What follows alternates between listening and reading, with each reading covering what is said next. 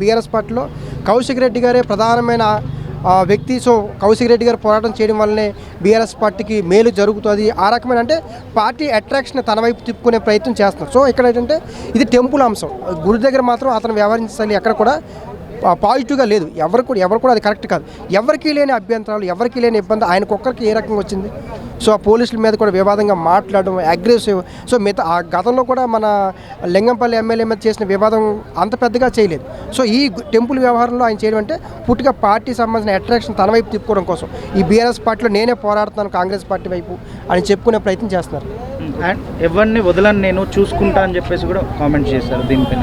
ఇప్పుడు అక్కడ మన ఎవరైతే ఈయన గెలిచిన ప్రాంతంలో ఉన్న వాళ్ళే చాలా విపరీతంగా ఆయన ట్రోల్ చేస్తున్నారు. సో గెలిపించిన వ్యక్తి, ఏదైనా ప్రజాప్రతినిధిగా ఉన్న వ్యక్తి ప్రభుత్వం నుంచి డబ్బులు తీసుకురావడం కావచ్చు, నియోజకవర్గం అభివృద్ధి చేయడం కోసం కావచ్చు, ఇలాగ. ఎందుకంటే ఆయన్ని గెలిపించడం చిన్న విషయం కాదు. కేవలం కేసీఆర్ గారిని బీఆర్ఎస్ పార్టీని చూసి ఆ రోజు ఆయన గెలిపించారు. ఈటెల రాజేందర్ గారు నిలబడిన అలాంటి వ్యక్తిని ఓడించి ఈయన గెలిపించారంటే కేవలం బీఆర్ఎస్ గ్రాఫ్ మీద గెలిపించారు. కాబట్టి ఈయన వ్యవహార శైలి ఏదైతే ఉందో అది ఆ నియోజకవర్గ ప్రజలు కూడా జీర్ణించుకోలేకపోతున్నారు. రేపు రాబోయే ఎన్నికల్లో కూడా మళ్ళీ ఈటెల రాజేందర్ గారు అక్కడే షిఫ్ట్ అవుతారు. సో ఈయన వ్యవహార శైలి సరిగ్గా లేదు కాబట్టి ఆయనే మళ్ళీ అక్కడ రావాలి అన్న కోరికలు కూడా అక్కడ ఉన్న ఓటర్స్ కోరుకున్నారు. సో ఆయన వ్యవహార శైలి మాత్రం బీఆర్ఎస్ పార్టీని అట్రాక్ట్ చేయడం కోసం మాత్రమే, కాంగ్రెస్ పార్టీని ఎలిగేషన్ చేయడం కోసం మాత్రమే ఆయన వ్యవహార శైలి అంత ఉంది. ఇదంతా ఒక స్ట్రాటజీ.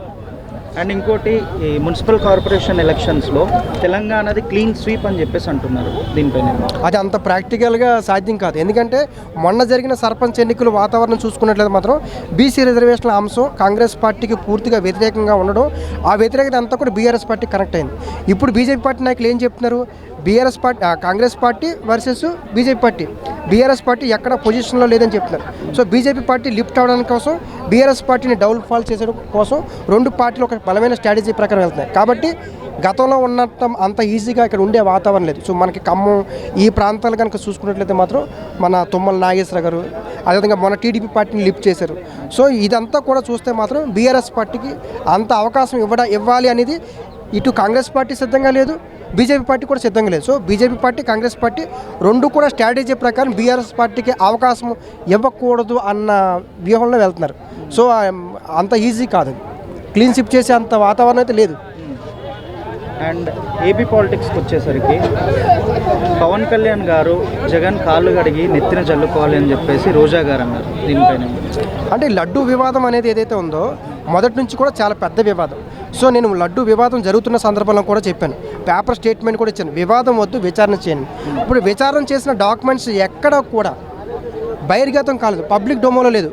ఈనాడు పేపర్ చూస్తేనేమో అదే మన కల్తీ జరిగిందని చెప్తారు, సాక్షి పేపర్ చూస్తేనేమో గత వారం రోజులు అసలు కల్తీ జరగలేదు.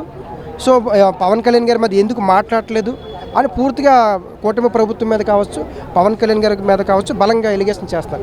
సో పవన్ కళ్యాణ్ గారు కూడా ఈ యొక్క సిట్ విచారణ, అదేవిధంగా సుప్రీంకోర్టు ఇచ్చిన ఏవైతే గైడెన్స్, ఏదైతే జడ్జిమెంట్ ఉందో ఆ వేటిని కూడా బయట పెట్టకపోవడం, పవన్ కళ్యాణ్ గారు కూడా ఒక క్లారిఫై ఇవ్వకపోవడం అనేది ఈ లడ్డూ వివాదం ఏం జరిగింది అనేది బయట తెలిసే ప్రయత్నం లేవు. సో ఇవైతే సిట్ విచారణ కావచ్చు లేదా సుప్రీంకోర్టు ఇచ్చిన జడ్జిమెంట్ కావచ్చు పబ్లిక్ డొమోలో పెట్టాలి, వెబ్సైట్లో పెట్టగలిగితే పూర్తిగా తెలిసే అవకాశం ఉంది. ఇప్పుడు పబ్లిక్ మాత్రం పూర్తిగా జరిగిందా లేదా అనే కన్ఫ్యూజన్లో ఉన్నారు.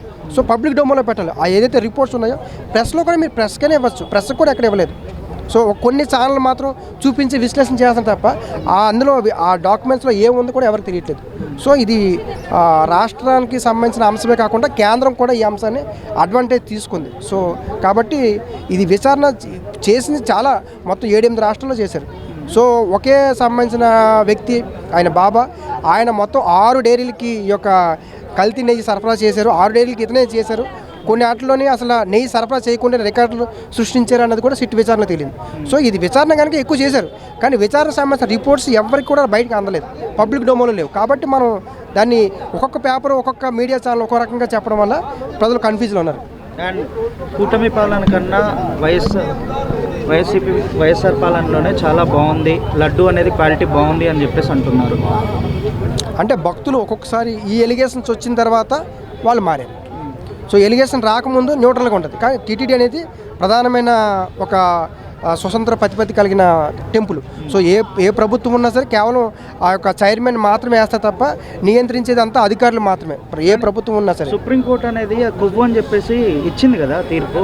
అంటే ఇది తీర్పు డాక్యుమెంట్స్ ఎక్కడ కూడా మనకి మీడియాలో వచ్చాయి కాకపోతే ఎక్కడ డాక్యుమెంట్స్ బయటికి మీకు ఎవరికైనా మీ ఛానల్ సీఈఓలకి ఎవరికైనా వచ్చాయా? విశ్లేషణ చేయడానికైనా ఛాయిస్ ఉన్నాను కదా. అలాంటి ఛాయిస్ లేకుండా నిన్న ఒక సాటిలైట్ ఛానల్లో మాత్రమే డాక్యుమెంట్ చూపించారు. సో పూర్తిగా సబ్జెక్ట్ బేస్ మీద. అందుకే పవన్ కళ్యాణ్ గారు కూడా ఏం మాట్లాడలేదు.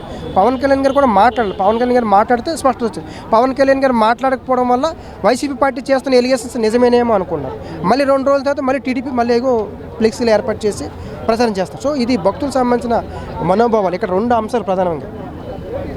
హిందూ ధర్మం మీద అపోహలు కలిగే విధంగా ఇది కనుక కొనసాగితే అదొక రకం నష్టం ఉంటుంది.